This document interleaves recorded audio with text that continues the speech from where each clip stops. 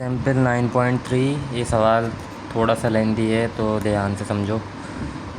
एक transportation directorate consider कर रहा है कि वो एक पब्लिक प्राइवेट पार्टनरशिप के थ्रू मतलब कि एक प्राइवेट कंपनी के थ्रू जिसका नाम है यंग्स कंस्ट्रक्शन उनके थ्रू एक टोल रोड ओके। और वो होगा 22.51 माइल ओके। और जो डिज़ाइन है वो इंक्लूड करेगा 3-4 mile long commercial slash retail corridors on both sides of the toll road. अच्छा, उसके बाद highway construction is expected to require 5 years at an average cost of $3.91 million per mile. और discount rate है 4% per year. और study period जो पूरा है वो है 30 ईयर्स का। एवेल्यूएट करने हमने इकोनॉमिक्स, क्योंकि ये एक प्रपोज़ल है बेसिकली। अब हमें दो चीज़ों की बेसिस के ऊपर एवेल्यूएट करना है। एक तो हमने मॉडिफाइड B/C मतलब कि बेनिफिट कॉस्ट निकालना है स्टेट के पर्सपेक्टिव से, जो गवर्नमेंट है।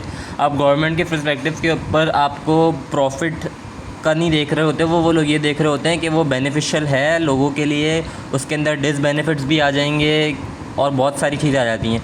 और दूसरी तरफ हमें देखना है एक प्राइवेट कंपनी के पर्सपेक्टिव से, जो सिर्फ प्रॉफिट देखते हैं कि उनको प्रॉफिट हो रहा है मतलब उनके लिए ये बेनिफिशियल है।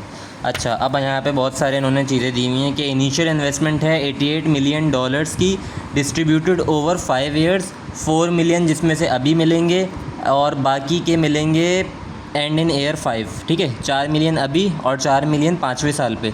और बीच के जो साल हैं उसके अंदर 20-20 मिलियन मिलेंगे, बीच के सालों में डिवाइड हो जाएंगे। अच्छा, उसके बाद हमारा जो annual maintenance and operational cost है वो है $1 million per year plus an additional $3 million each 5th year including year 30। मतलब 30 साल के टाइम पीरियड के अंदर $1 मिलियन पर ईयर तो मिलेगा, लेकिन 5 सालों में जो है ना 5 करके 3 मिलियन डॉलर भी मिलेंगे।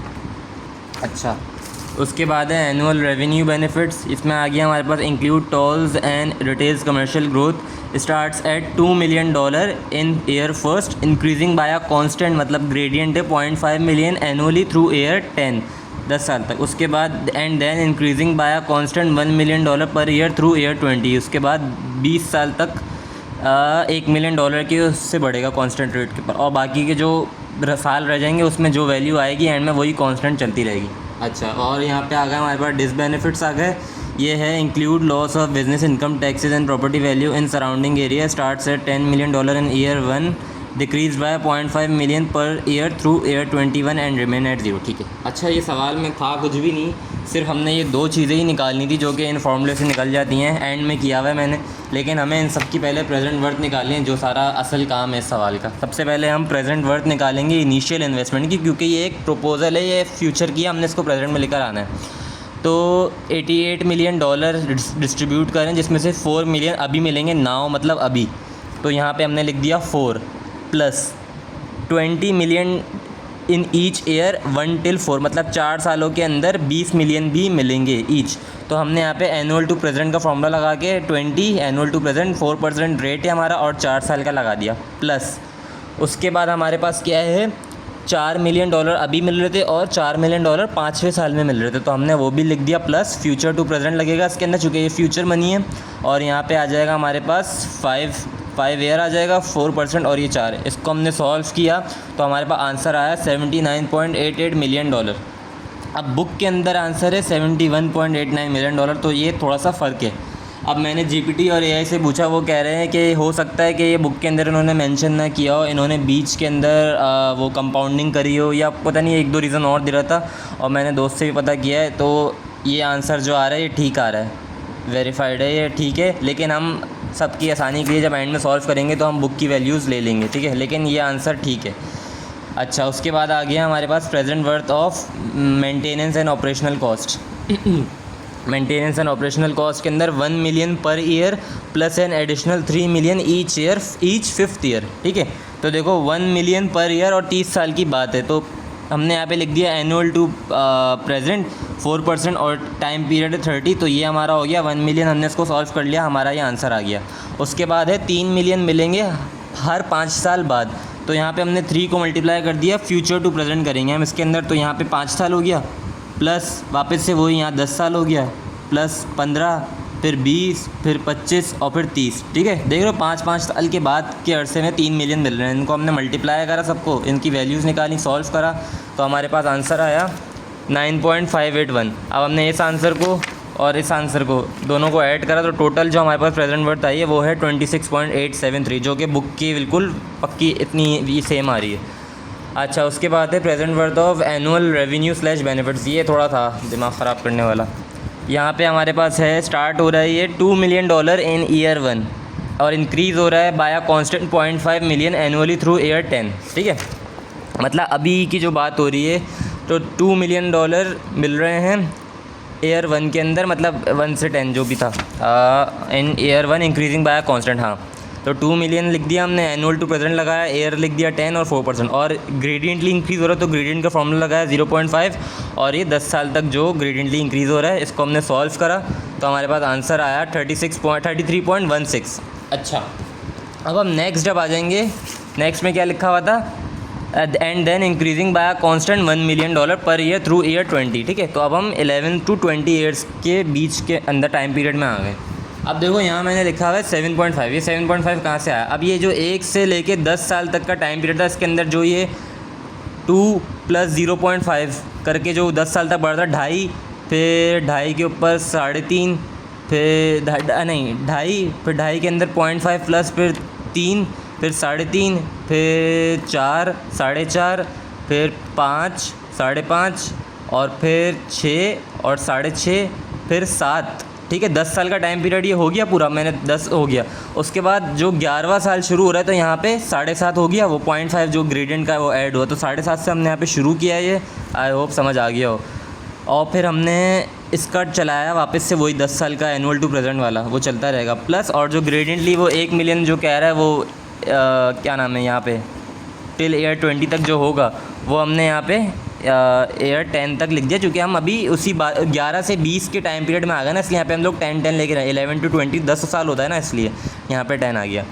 अच्छा, यहाँ तक हो गया। इसको हमने मल्टीप्लाई कर दिया फिर इससे P/F 4% और 10 साल। क्यों किया इसको इससे मल्टीप्लाई हमने, क्योंकि हमें ये जो वैल्यू है ना ये है तो प्रेजेंट, लेकिन ये प्रेजेंट है 11 से 20 साल के टाइम पीरियड के अंदर। हमें इसको वापस से 10 साल पीछे लेके जाना है, क्योंकि हमें अभी की प्रेजेंट वर्ड चाहिए, तो इसलिए हमने इसको 10 साल इस वैल्यू को पीछे करने के लिए हमने यहाँ पे ये लगाया फॉर्मूला, तो हमारे पास आंसर आ गया 63.99 मिलियन। ठीक है, अच्छा, अब लास्ट में था वो कह रहा था कि अब जो भी इनको सॉल्व करके 10 साल तक वैल्यू जो भी आएगी वो हम यहाँ लिखेंगे, चूँकि वो कांस्टेंट होगी और वो चलेगी and remain constant thereafter, वो आगे आने वाले सालों तक भी वो कांस्टेंट ही रहेगी।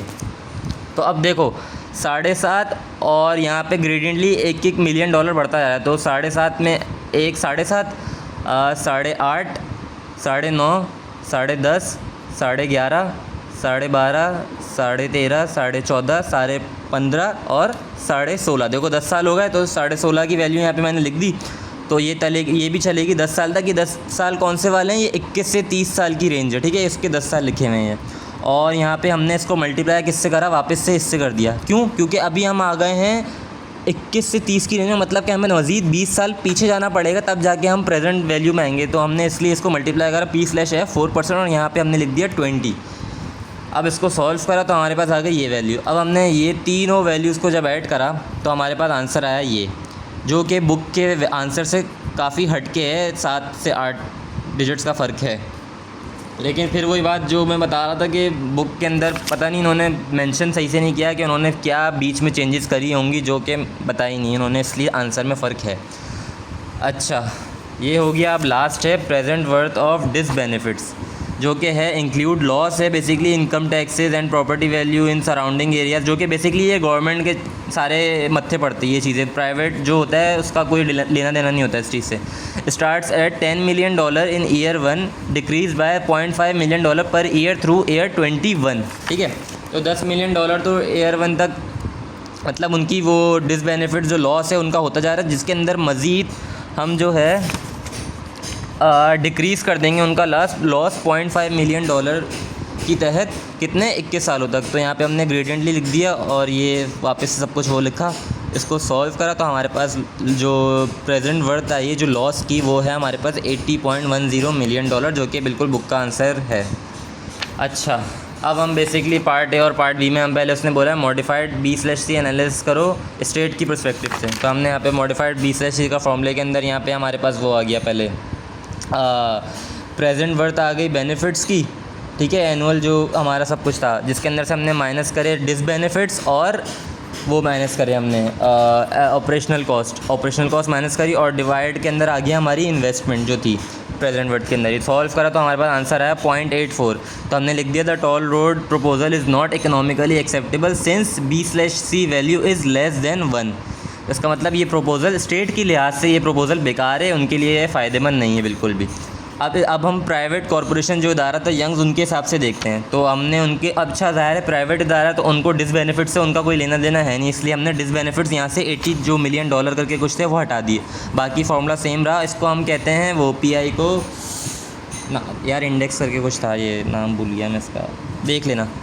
अच्छा, इसका जब हमने सॉल्व करके निकाला तो हमारे पास आया 1.95, जो कि since PI index is greater than 1.0 the private project predicts that every investment dollar will return an equivalent $1.95 over 30 years। ठीक है, मतलब कि उनको हर एक डॉलर की इन्वेस्टमेंट पर 1.95 डॉलर का प्रॉफिट होगा, कितने 30 साल के टाइम पीरियड के ऊपर, और 4% का डिस्काउंट रेट है। तो उनके लिहाज से प्राइवेट कॉरपोरेशन के लिहाज से ये तो बहुत अच्छा है उनके लिए, लेकिन गवर्नमेंट के लिहाज से ये फ़ायदेमंद नहीं है। ओके, आई होप क्लियर होगा सबको।